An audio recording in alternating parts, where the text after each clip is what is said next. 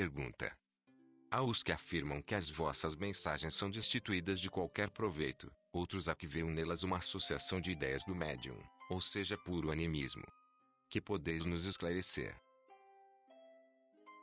Se estes relatos forem fruto de puro animismo do médium, independentemente de nossa ação espiritual, cabe-lhe um indiscutível mérito de nos haver interpretado a contento, evocando o sentido crístico em que realmente desejaríamos situar as nossas comunicações.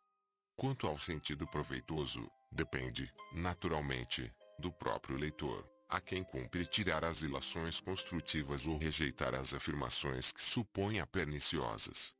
O lavrador inteligente sabe que o mais opulento feixe de trigo pede a separação cuidadosa do joio.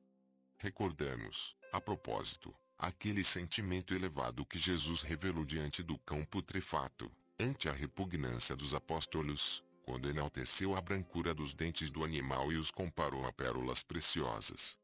A terra também vos oferece inúmeras mensagens vivas, das quais podereis extrair ilações proveitosas ou destrutivas. O mesmo arsênico que os Borgias empregavam para assassinar os seus desafetos, a medicina aproveita para o tratamento da amebíase e do sangue.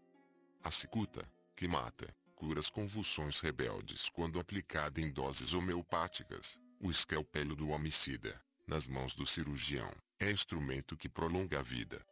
Sob o toque da magia divina de Deus, o monturo fétido se transforma em roseiral florido e perfumado. A serventia que dormita no seio de todas as coisas criadas pelo Onipotente exige que a boa intenção a saiba aproveitar no sentido benéfico a vida. Estas mensagens também contêm um sentido oportuno, cabe ao leitor encontrar os objetivos sadios. Pergunta. Soubemos, também, que atribuem falta de proveito às vossas mensagens, sob a alegação de serem absurdas e fantasistas. Qual a vossa opinião? Há que distinguir sempre entre o sentido benéfico que pode existir oculto na fantasia e o maléfico disfarçado no cientificismo mais rigoroso. Antigamente, a infância terrícola se deliciava com as histórias da carochinha, em que os príncipes, as fadas e os gênios bons sempre venciam as feiticeiras, os gigantes maus e os lobos ferozes. Era o triunfo absoluto do bem sobre o mal. As narrativas fantásticas limitavam-se a despertar a atenção para a exposição da virtude moral, onde a bondade, a inocência e a honestidade eram fatamente glorificadas.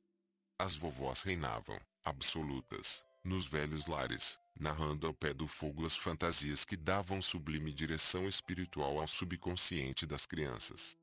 No entanto, o espírito científico e positivo do século atômico requer severas exigências ao cérebro do escritor moderno, a de exterminar o excesso de fantasia da mente infantil. Interveio e impôs a sua lógica matemática, motorizou o tapete voador, considerou absurda a vida do Pinóquio, aposentou Gulliver e liquidou o encantador país de Lilliput. O velho gato de botas teve caçada a sua licença de turista inveterado e o Chapeuzinho Vermelho aguarda a maioridade para enfrentar o lobo mau. O gigante do pé de feijão ficou estigmatizado como uma vítima da glândula hipofisária e proibiu-se a velha alquimia dos magos, que transformava príncipes em cisnes, e princesas em borboletas. A moderna Branca de Neve, atarefada com refrigeradores, fogões elétricos e assadeiras automáticas, olvidou os 7 anões, que passaram a constituir casos excêntricos de distúrbios endócrinos. Graças, pois, à meticulosidade científica do século atomizado, foram derrotados os velhos personagens das leituras fantásticas e substituídos por tipos ferozes, homicidas, que acionam metralhadoras eletrônicas e pretendem o domínio continental. Estúpidos fascínoras semeiam a morte nos desertos enluarados e seres diabólicos, interplanetários, comandam esquisitos aparelhos, ameaçando destruir o vosso orbe.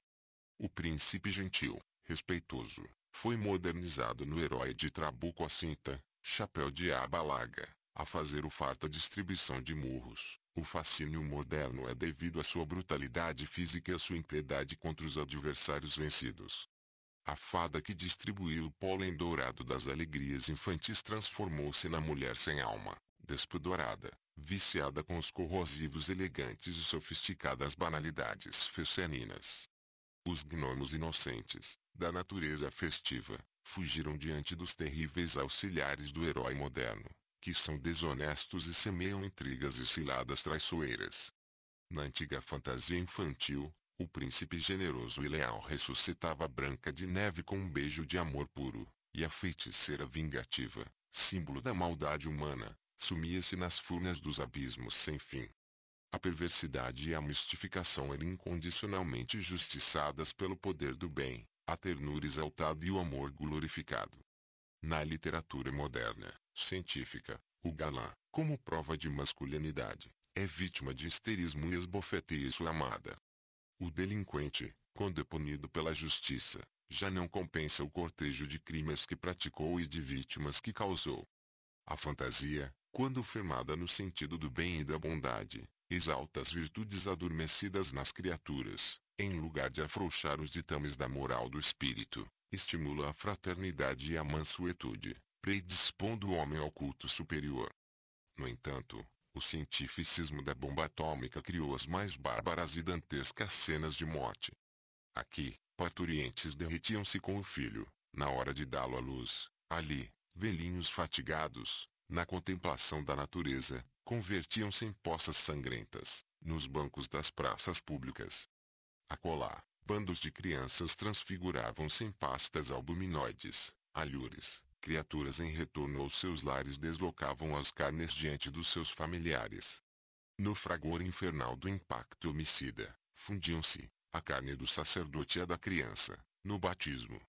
Derretia-se a mão do cirurgião sobre o enfermo esperançado de viver, diluía-se o lactente no seio da mãe apavorada, e a garota, aterrorizada, revia-se deformada.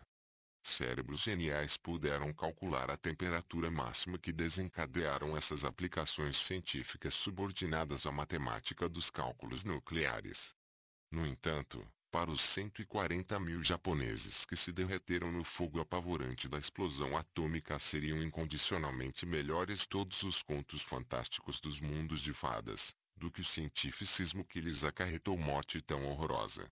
Sob a aparente fantasia de nossas mensagens, efetuamos um convite para o reino amoroso de Jesus, assim como as histórias que as vovozinhas contavam, para a infância, mostravam o reino das fadas, dos gnomos e dos príncipes valentes, mas eram sempre leais às virtudes nobres da alma. O convite para o Cristo é do acatamento aos princípios santificantes do Evangelho, os quais são eternos, acima das formas literárias e das equações científicas. Esses princípios lembram as pérolas verdadeiras, cujo valor não aumenta num escrino de veludo nem se diminui na pobreza de um envoltório de algodão. Mesmo quando submersas na lama, elas guardam a sua preciosidade real. Chegamos ao final deste vídeo. Agradecemos ao Pai, Mãe, Vida, pela realização deste trabalho. Muito grato por ter ouvido até o fim.